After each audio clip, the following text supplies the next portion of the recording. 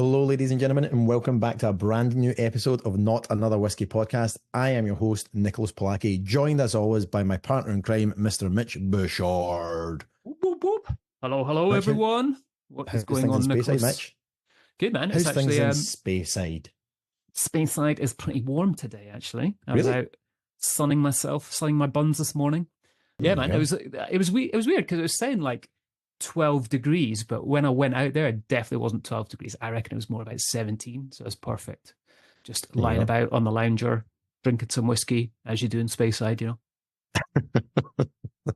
Laying around in the lounger? Not so much. Drinking the whiskey part? Absolutely. What's New York like just now?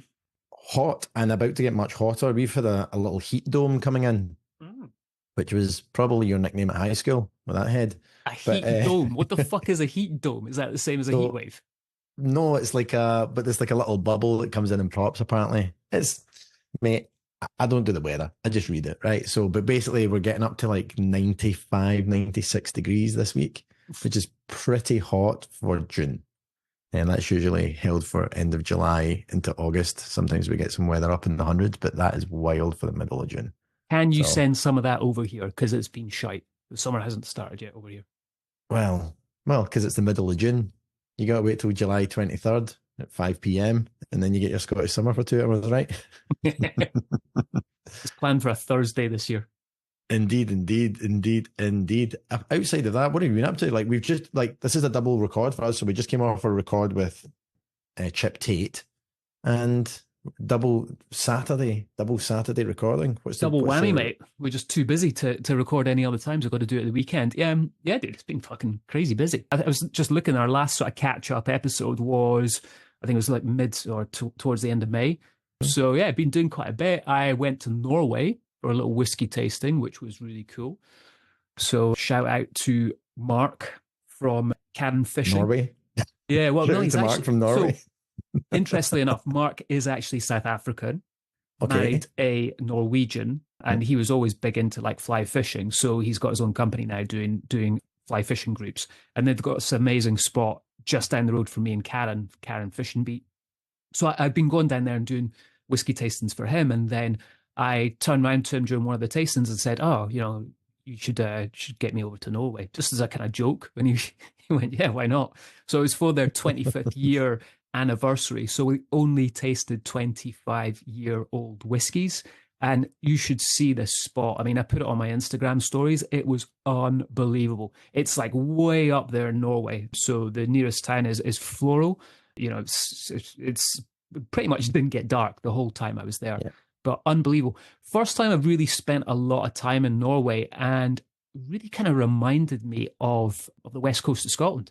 You know, Paisley. Rugged Paisley. Yeah. Paisley. It's like Sucky Hall It's Street. just like Paisley, all the way up into that Norwegian forest, and you're like that. What's that swimming pool park doing here?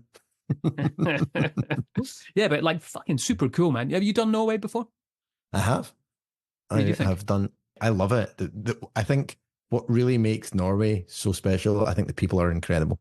Yeah. I have always found that the people in Norway are amazing.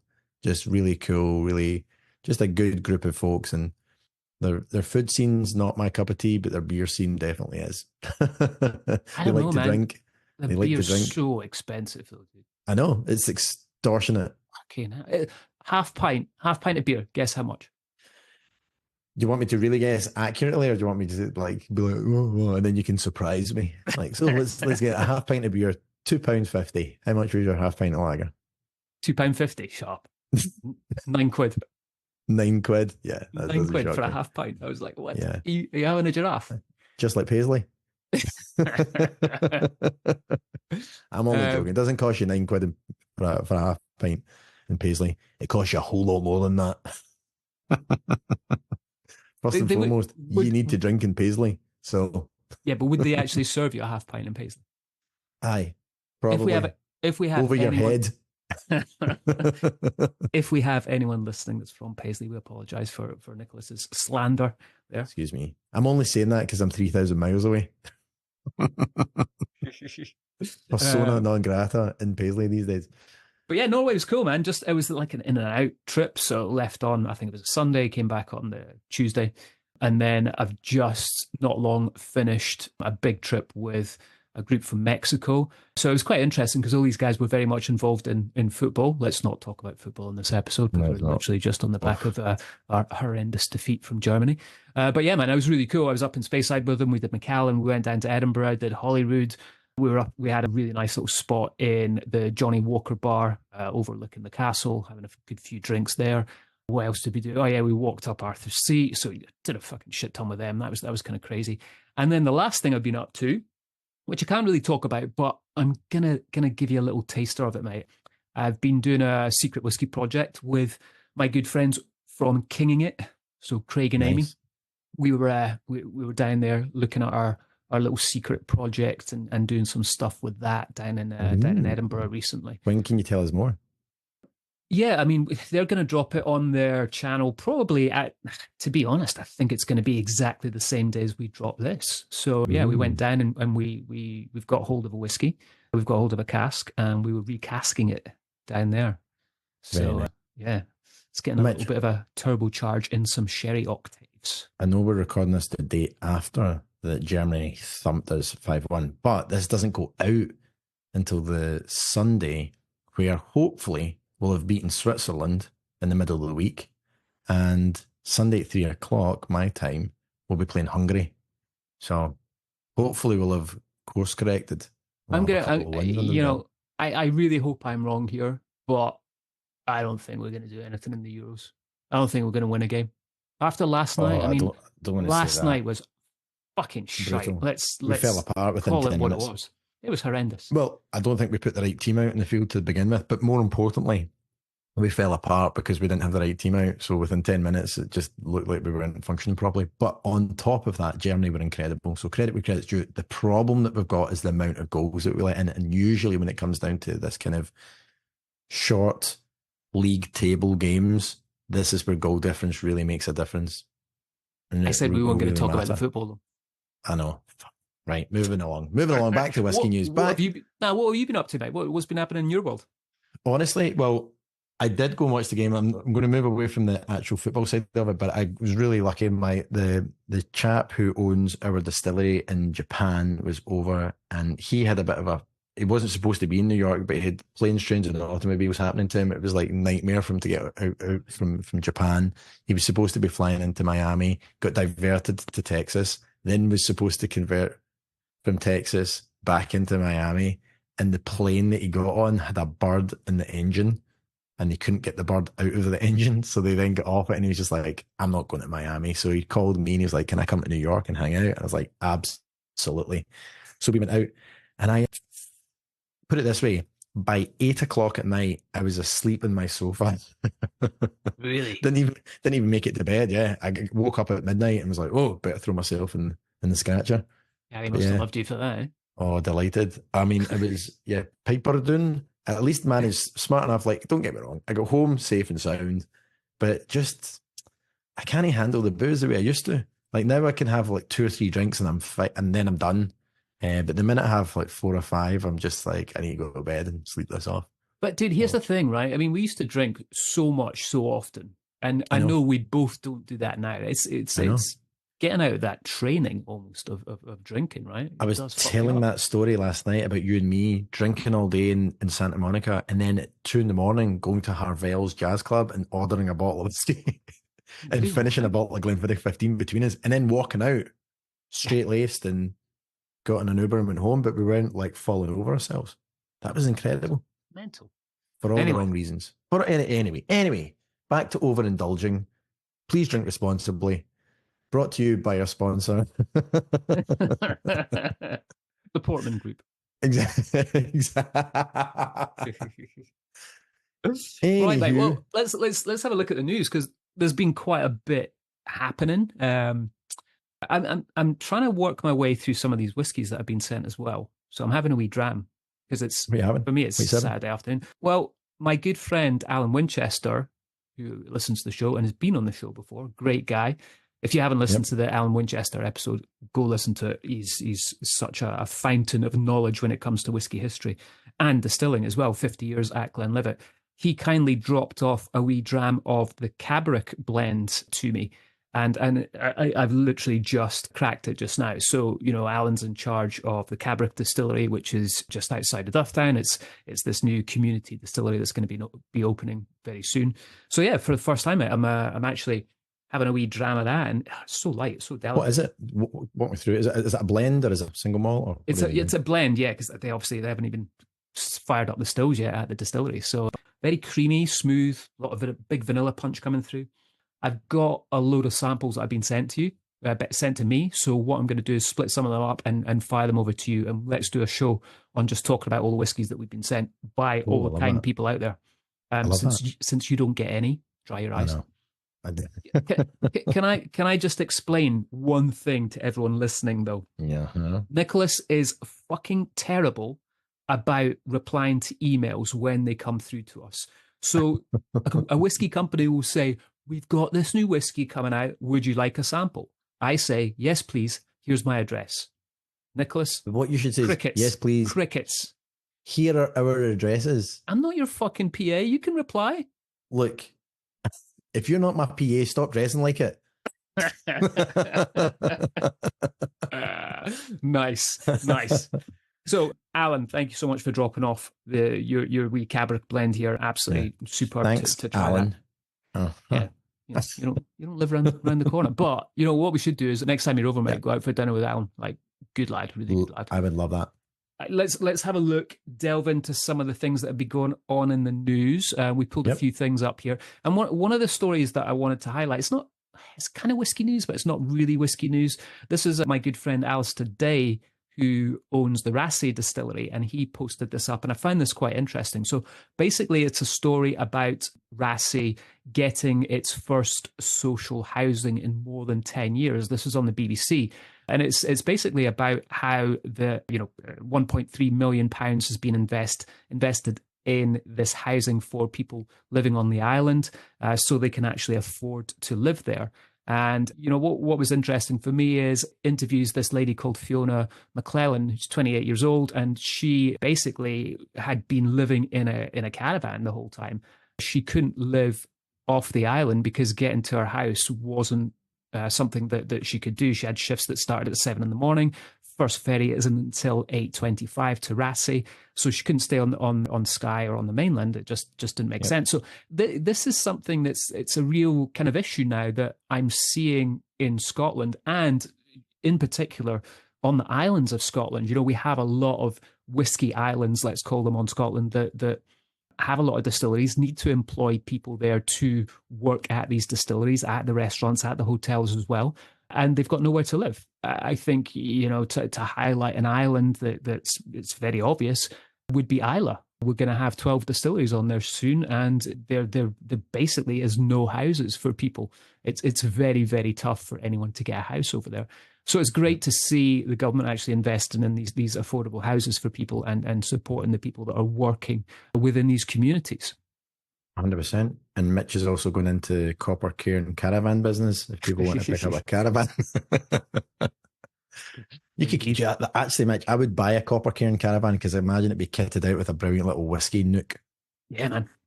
Yeah, it's a good plan. I might start the plans for that right after this. I think we should. You used to get those Airstreams that are all kitted out and looking pretty funky, and Sailor Jerry did them, and there was a few other kind of cocktail brands that did them, but they used to kit them out with all those things. I would take a copper cairn Airstream. That'd be fun. Yeah. Put that in your to-do list. So all we need to do is get the sponsor for the show to make sure we can do the copper cairn, not another Airstream podcast. On other news and kind of interesting stuff, the GMB members, White Mackay Distilleries in the Highlands and Moray, are planning a series of strikes over pay. So the union said that the workers would walk out on 24th of June, followed by 11 days of strikes in July and a further 2 weeks in August. So this is action that's planned for the distilleries in Alness, Invergordon and Tamnavulin. So this is a big deal. White Mackay have put out a kind of comment on it saying that the negotiations are continuing on all sides and they're agreeing to meet again later on this week and next. The GMB members were balloted following what the union say was a pay offer of between 6 and 7%. Obviously, they feel like that wasn't enough. And the union said that support in favour of the strike was overwhelming, with over 82% of the members across the three distilleries backing industrial action in a ballot that saw turnout of more than 80%. So that's a pretty strong message that's been sent, I think, across the board. So we'll keep an eye on that. White Mackay's head of communication and corporate affairs, Kieran Healy-Ryder, said that we have been informed of proposed strike action by JMB at all three sites. However, negotiations continue and all sides will continue to meet. What are your thoughts on that, Mitch? It's not the first time we've seen distilleries go on strike. I think it was Chivas actually just recently had the same issue. So kind of seems to be a common thing right now. And I don't know, I suppose it's the world we live in. Everyone's loving a wee strike action. Cost of living's going up and people's wages aren't. So well, that's exactly it. And profit dollars have gone up for the majority of these companies as well in the last 10 years. And the compensation to support the teams that help keep the cogs and the wheels moving is not followed. Yeah. Keep an eye on that. Keep an eye on that, see what's going on. Quite a topical one that popped up actually. And it was topical because we just come off recording our barley episode, which, as we record this, dropped last week. We can barley, what do we call it again, Nicholas? We could barley contain ourselves, I think it was. Yeah, we could barley contain ourselves. So we've got a job waiting for us at the Sun, writing headlines. This doesn't pay off. So for those of you guys haven't listened to that yet, we did a whole piece on barley, interviewed Innes, farmer, and Colin, who works at a maltings. We really kind of dug into barley in a big way, pun intended there. And then literally right after this kind of news drops from Chivas, which is basically all about partnering with Baird's Malt to establish sustainable programs with Scottish farmers, I should say. So It's quite an interesting one in that, it talks about the fact that Pernod, when it comes to whiskey making, their carbon footprint is roughly a third that relates to the processing of its raw materials. So as in barley, wheat, whatever else it's using. So they're working with Scottish farmers to try and basically reduce that carbon footprint. Obviously, the pilot program is called the Dalmonic Growers Pilot Group, and it will run over 3 to 5 years and is initially going to be comprised of them working with 8 farmers who have voluntarily elected to be part of this first on-farm trial, as they're calling it. So the whole idea is obviously how can they reduce their carbon emissions when it comes to producing the grains that they need, which is great to see, and I think when we interviewed Innes, that was part of the thing that he said, or it might actually be what Colin said when we were talking about sustainability within this part of it. So very, very apt kind of with regards to the timing of this when it came out, I suppose, and great to see Chivas doing something about it. Indeed. Oh, okay, so back to me then. I wondered if you were going to get it. It's all right, we'll cut this out. So I suppose the other thing I forgot to say, mate, and this comes into the news, but we saw another legendary distillery open up this week to visitors. So Rosebank, which is in Falkirk, shut down a long time ago in the 90s, reopened its doors for people to have a look at. Now, interestingly enough, it's been running for around about a year, I think it is, producing whiskey, but this is the first time that you can actually go down and visit it. And I was lucky enough to go down and have a look at it because of my good friend Gordon Dundas hooked me up with Imogen, who took me around, and amazing to see what the guys at Ian MacLeod have done there. I think this is a great example of holding on to the traditions of what this distillery was, but tying it in with a modern day version of how a distillery looks. It is absolutely incredible to see what they've done there. And anyone round about that area, I highly, highly recommend a little peek into Rosebank and book yourself on there, go for a tour. I actually sat down with Rosie Murray, who's the distillery experience manager, to get a little bit of an insight into what it's all about there. Rosie, I've just been round the distillery here and absolutely amazing to see it. I mean, you must be very proud to work here and take people around and show it, right? Yeah, incredibly proud. So I've been here since early May last year. And the first time I saw it, it was still being built, really. I had to have like a high-vis on, hard hat for a few months while we were working. And it was just myself and Stephen, our brand home manager, for a number of months. So it's been quite slow progress. but amazing now to kind of have it open to the public and see it through their eyes as well. And the response has just been amazing and such a highlight of my career. I was going to say that because when we talk about Rosebank, it's such an iconic distillery, and it's put up there with like the Brewers and the Port Ellens of the world, right? So what's been the feedback? You must have had a few whiskey geeks through here already. What's been their feedback on it all? Yeah, absolutely. It's just been incredible. Everyone's been so positive. Like you say, the stakes are quite high for Rosebank. It's such a revered distillery. But I think that the build and the architecture has been really sympathetic to the past and the history of Rosebank, and incorporating that a lot in what's there now. And obviously it's very modern, as well as having all the kind of older parts as well. So I think people really appreciate that we've not just built something completely brand new. There's still a lot of the kind of heart and soul of Rosebank as it was. And we talk about that on our tour. That's kind of the main focus, is bringing the old Rosebank back to life. So yeah, everyone's spoken so positively about it. And I love that, like especially going around, you guys kept the old chimney. And when you walk around here, literally half the chimney's inside and obviously the rest of it's outside. And how tall is that chimney? Is it? It's about 108 feet tall. Yeah. So you can see it from all around. As you're driving around Falkirk, you can see it. It's such a landmark. And yeah, we've got some images that we've kept of, we kind of had to demolish almost everything around the chimney, but that remained, and it was just a real symbol and an icon of the distillery and of Falkirk. So people love that that's still there.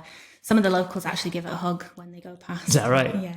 Give it a wee pat on the way by, thank it for everything. But yeah, it's definitely a Rosebank icon. And then let's talk about the tours, the experiences that you guys are providing here. There's quite a few sort of levels that people can come in when they go around and visit, right? Yeah, so I think what's been really nice is we've got quite a range of experiences. So the Rosebank Reawakening tour, that's £25, and it's 90 minutes, and you get the full story of the reawakening of Rosebank and the story of where we've come from and how we got to where we are today. And you sample the spirit straight out from the still, or how it would be before we fill the casks. And then you get to enjoy a Glengoyne and a Tamdhu as well at the end. So we wouldn't let you come in. Because they're obviously Ian MacLeod and it's owned by Ian MacLeod. Exactly, yeah. So we talk a little bit about how we do things similar to Glengoyne and Tamdhu and things that we do differently, and we drop that in as we go around, and definitely talk a lot about Ian MacLeod as a family business on the tours. So people are really glad to have a dram. And I think 90 minutes is a lovely length. You really get a good kind of rapport going with your group. And we offer about 10 of those a day. So they've been really good. Wow. And then the other tours are slightly more restricted by the Rosebank stocks that we've got. So obviously the whiskies start kind of at the 30-year-old mark. So there's much less of them than you would have of a younger whiskey. So we have to really protect that. And every millimetre that we pour, we make a note of it and make sure that we've got enough for the future, for years to come, and that we don't just let everyone drink it in 2024, which could definitely happen. So yeah, the other tours, we kind of restrict based on the stock that we can pour for them. So Rosebank Rekindled is also 90 minutes, but it includes a dram of our 31-year-old at the end, as well as a Glengoyne and Tamdhu. So it's a very similar story, but quite a rare opportunity to be able to try Rosebank as well and see how it sits beside the other two distilleries as well. So that's been really popular, and that's actually in the room that we're sat in now is our old lockkeeper's cottage, and this is where we always drink the Rosebank, so it's quite a nice space. It is. The spaces you guys have created here are unbelievable. Imogen just took me around and showed me all the little tasting rooms you guys have had, and I think, like you say, one of the things that I really noticed is how you've brought the old and the new in a really nice way, and it's incredible to see that history, but also the new lease of life that you guys have given Rosebank here. Yeah, definitely. And I feel really lucky to be able to work in a distillery that's sort of built for that purpose. I mean, a lot of almost 200-year-old distilleries are quite hard to operate in from a tourism perspective with large groups. But this was very much built for people to come and see and enjoy it. And the way that we can move around the space and use the spaces is actually really easy. So that's been really nice these past few weeks, especially when we've had quite a lot of visitors.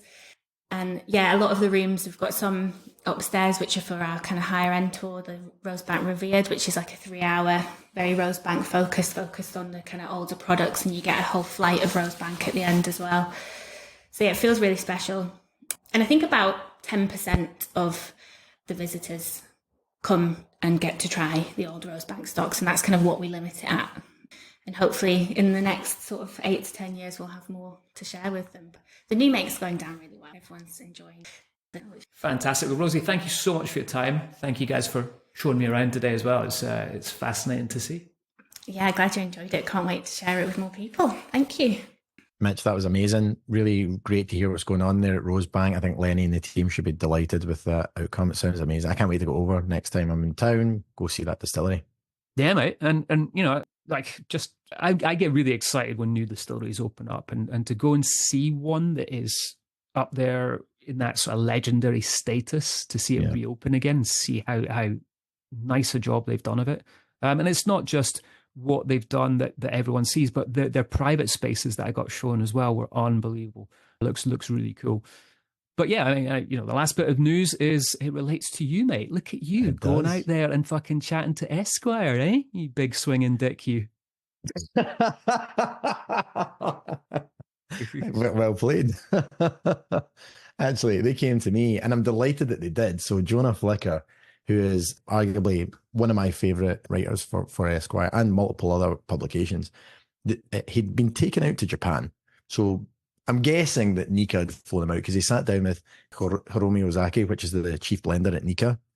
And it was really exciting to see. First and foremost, I'm a massive fan when anybody's writing about Japanese whiskey.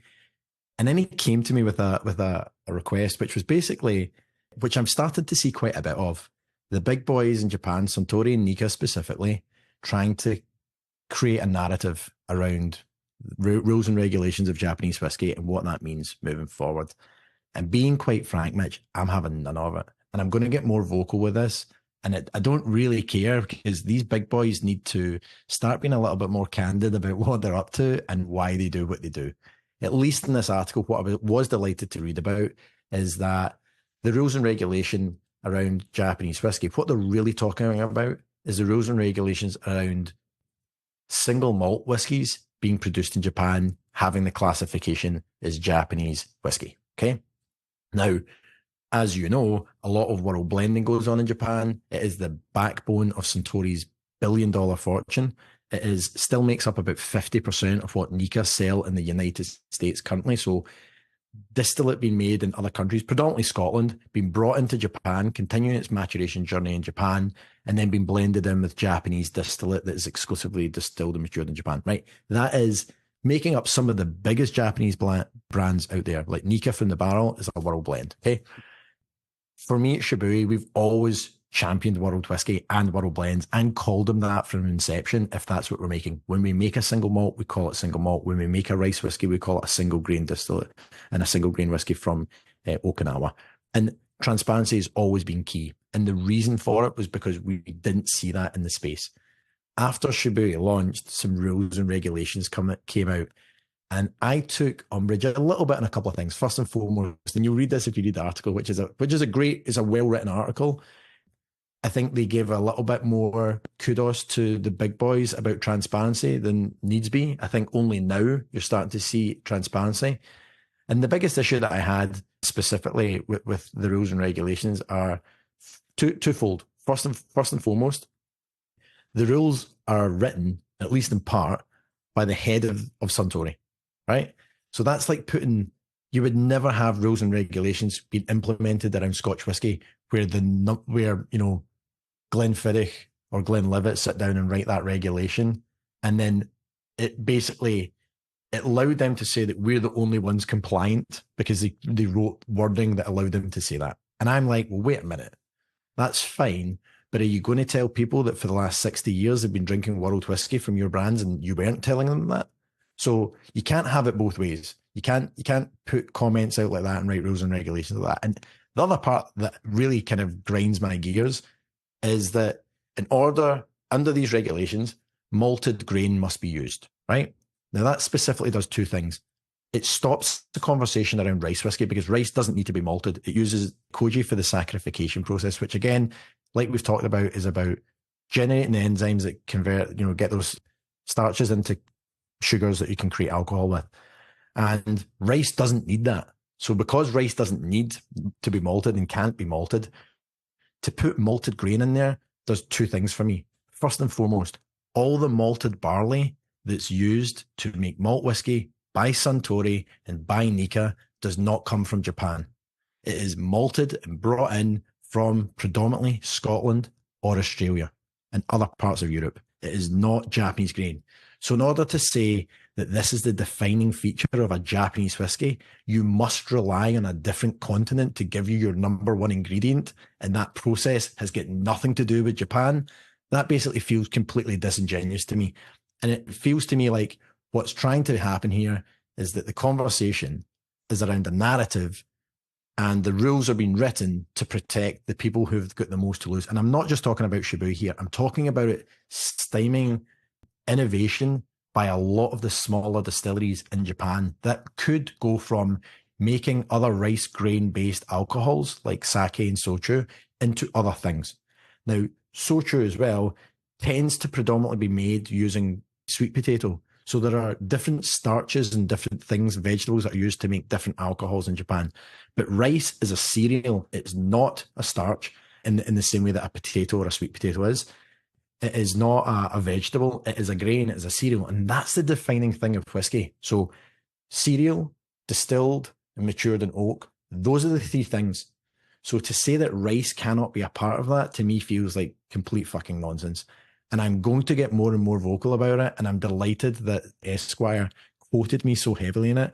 We're not looking for a fight. I'm not looking just to go out there and call bullshit. What I'm looking for is if you're going to say something, you better be able to back it up with your history and your past behaviour.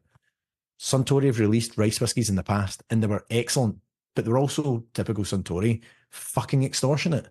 So again, like for me, I want to see the Japanese whiskey category grow. I want to see brands like, Fukano and Ohishi and Kojira and Shibuya all have something to bring to the table. And I want to see some Nikka and Suntory continue to champion what they've always championed, which is world whiskies and all these other things. But fundamentally, my biggest rub with this is that when people talk about world whiskey, specifically Scotch whiskey is being used to be blended in with Japanese distillate, who do you think started that? It wasn't the new distilleries now that have been around for 5, 10, 15, 20 years. It was Suntory and Nikka. So to take that away, and Mitch, I'd love your opinion on this. Obviously, these are amazing whiskies. At no point ever would I ever say that their whiskies aren't exceptional. Their world whiskey blends are exceptional. Their single malts are exceptional. Suntory's rice whiskey was exceptional. But to go out and then say, well, yeah, but nobody else can play in the sandbox. Now that we've done it, no one else can play in the sandbox and we're going to change the rules. I'm like, that feels like total bullshit to me. Now, if you make a world whiskey, put it in your label and tell people it's a world whiskey. That's what we do, right? Put it in your website is what Nikka does. Fine, at least they're having some element of transparency there. And really what they're then talking about is this conforms to the rules or this does not conform to the rules. And the only reason that has to happen is because someone's saying Japanese whiskey is malted barley and malted cereal. And if you don't make that, then it's not Japanese. Even though all of that process has got nothing to do with Japan. Does that sound like fucking nonsense to you? Or what are your thoughts? As somebody who's no skin in the game, what do you think?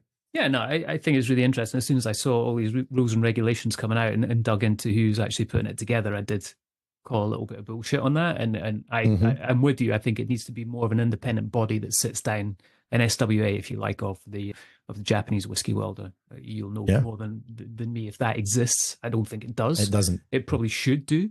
And I also think there's a big sustainability piece here as well. We've just literally come off some of the news from Pernod talking about how they're going to look at making growing barley in Scotland a lot more sustainable and cutting the carbon footprint. So, with Japanese whiskey bringing over malted barley from Scotland, that's outrageous in that their carbon footprint must be massive. And if they can only produce whiskey from that, then that is just not something that fits in with what the rest of the world is doing right now when it comes to production. Correct. But here's the thing, Mitch. So let's look at the politics of it. If you were then to say to all these distilleries that know how to distill, but just are using rice, it opens up a lot of competition, which I welcome. Like, let's go make a boatload of rice whiskies because, by the way, they're fantastic. Right? That's the thing. Shibui's, bourbon cask and white oak 10. We picked up 94, 95 point scores at IWSC and Ultimate Spirits Challenge for both of those whiskies in back-to-back years. Like, the whiskey is incredible, but the biggest players out there, specifically Suntory Nika, don't want that to happen because it allows a lot of these other distilleries to come into play very quickly and produce something that could really, in my mind, it's got its own category. Like, let's call it single grain whiskey. Let's call it rice whiskies. Be clear again that it is different from malted barley whiskey. But to say that it doesn't even qualify as whiskey is insanity to me. And specifically because I think it's got much more authentic roots, being the grain of Asia, rather than everything else that's imported in to make malt whiskies in Japan. And I think that that's the number one thing. Most people don't know that. Most people haven't had that conversation. And specifically, Suntory Nika do not have that conversation. The only time I've ever heard it really come out was when Suntory's master blender was on the record with the Financial Times, and he was asked specifically about using Japanese barley, and his answer was, "It's not good enough. We won't use it. What we're concerned about is producing the best quality of flavor." And I agree with him. It isn't good enough because Japan, like, the agricultural aspect of Japan is designed for making the best rice in the world, and that is what they do. So using that grain, using that cereal, that to me just makes a lot more sense to have something that's got a bit of wow factor to it. It's so interesting. That article, I kind of feel like there's an episode here that we need to delve into. Yeah. Get some other people on with some other views. 100%. Look, you can get into a screaming match with them. It'll be hilarious. No, I would never do that, Mitch. I would never do that. Look, here's what I'd say. Experts always think that they're right. Geniuses know that they're not. Nice. I'm smart enough to know that I'm not always right, but I do welcome the conversation, and I think that's my rub, that they're trying to shut down the conversation before it even happens, and I think that immediately to me feels wrong. Like, why are we talking about these things? And they're so matter of fact about it. Like, that's not this, that's this, and I'm like, what I love about whiskey is the fact that it shouldn't have these guardrails on it if you're making something that's delicious. But just tell people what it is. And if you can't call it Japanese malt whiskey, which is, I think that's the defining thing that I think there's a difference. When we talk about malt whiskey being made in Japan, let's call it that. Let's call it Japanese malt whiskey. Let's not call it Japanese whiskey and that's the only thing that can ever be Japanese whiskey and that's it. That's like looking at Scotland and saying it's just malt whiskey. If it's not using malted barley, like, cool, so what are we doing with all our wheat whiskies or anything that uses corn or rye or anything else in the mash bill? We can't call that Scottish whiskey. Like, that to me is what's going on with Japan. And there's a reason that it's not law. And there's people, the bigger brands out there have made it sound like these are regulations, blah, blah. They're not even, you don't even need to conform to them. Like, there's like, at least at Shibui, we've got the authenticity to be like, this is exactly how we make whiskey. And whether or not you want to call it Japanese whiskies or blended world blends or single grain rice whiskies, whatever we do, we just call it what it is. And we have Japanese single malt and all these other things coming out later next year. That's fine, but we've never not called it what it is. And I think that if we're going to move into this process of defining what something should be, just be clear about the mash bills, be clear about the process, and let people make up their mind whether or not they think it's good. But to then be like, no, we don't, like, to try to shut down an element of an industry just feels really toxic to me. Yep. No, I agree, mate. Yeah, and good effort on the Esquire interview. Fighting a good fight, mate. Fighting a good fight for the little guys. Yeah, and so calling out the little guys as well. So yeah, always good to see, mate. Always good to see. So in other news, the last bit of news, I got a new whiteboard the other day. It's remarkable. Oh, here we go. That's good. That's good. All right. Do you know what does Jeff Bezos do before bed? He puts his pajamas on. Had to think about that for a second, right? It did. Took me a while. So there was a guy, and he goes into this bar, and sits at the bar. The bartender looks at him. He just sees him with his octopus under his arm. He's like, "Dude, what are you doing? You can't bring an octopus into my bar." And the guy's like, "No. Wait a minute. This octopus is unbelievable. It can play any type of musical instrument. guy's like, nah, bartender's like, nah, don't believe you, don't believe. Look, we've got a piano over there. Let's see him go over and play that piano. Guy picks up the octopus, puts it behind the piano. Sure enough, playing it amazingly well. He's got a little tip jar going, people around like clapping, like, it's amazing octopus, brilliant.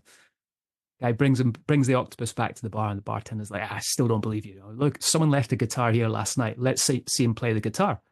Octopus picks it up, plays it amazingly well. Bartender's like, okay, I'm sorry, man. Octopus can stay. Like playing any kind of music instrument, never seen that before. The Scotsman has been listening to the thing the whole time. He's like, wait a minute, bullshit. Octopus playing any type of musical instrument. Let's see him play these. And he slams down some bagpipes in front of the octopus, and the octopus just tentacles all over it for about a minute. The Scotsman goes, I see. Told you wouldn't be able to play them. Octopus turns back to him and goes, play it. I'm working out how to get his pajamas off so I can fuck it. Oh, there you go. Very good, mate. I like that. You like that? Here's a shorter bar joke for you. A pair of jumper cables went into the bar, and the bartender's like, look, you can stay, but don't start anything. I bought Kobe, my daughter. Kobe, Mm-hmm. I bought Kobe an Afghan handbag the other day. She said, thanks for the bag, Dad. What do you call 100 baby sheep rolling down a hill? A landslide. That might be the winner. I also got hospitalized due to a peekaboo accident. They put me in the ICU. Oh, I got one. Two little short and sweet ones for you at the end there, Mitch, but that was fun. That was a good news catch up. I like that. Yeah, no, it was good, mate. Good to hear. Excited about our next episode because we've got Annabelle Thomas coming on from Knocknean. Yes. So talking about all things Knocknean, I'm super excited because I met Annabelle, must have been 2018 at the distillery. So I haven't spoken to her for a long, long time. So it'll be great to see. Should be delighted about that. Should be delighted. Guaranteed. And we do have some Knocknean to drink while we're chatting to her as well. And I believe someone's making its way over to you right now. It is. But mate, mate, the brand's here, so I'm hoping somebody from the US team is just shipping me some. But it is. Have you tasted it before? No, I've still got the bottle. I've tasted Knocknean before, but I haven't tried this new Knocknean that we're going to be trying. No, that's yeah, I'm looking forward to it. The juice, the whiskeys are great. So and the packaging, man, this packaging is beautiful, isn't it? Stunning. Always has been. And it'll be interesting, talking about, we've just been talking a lot about sustainability, and that's a big part of Annabelle's MO when it comes to distilling. So it'll be good to get into that with her as well. But I think that's it, mate. I think that's us for the episode. Indeed. It was fun to catch up. Thanks for listening in, folks. Be sure to smash that like button. Follow us on wherever you're getting your podcasts. And that helps us out as a lot for small little guys like us to build their network of people who are tuning in. We appreciate you, and we will catch you next week. Bye. See you later.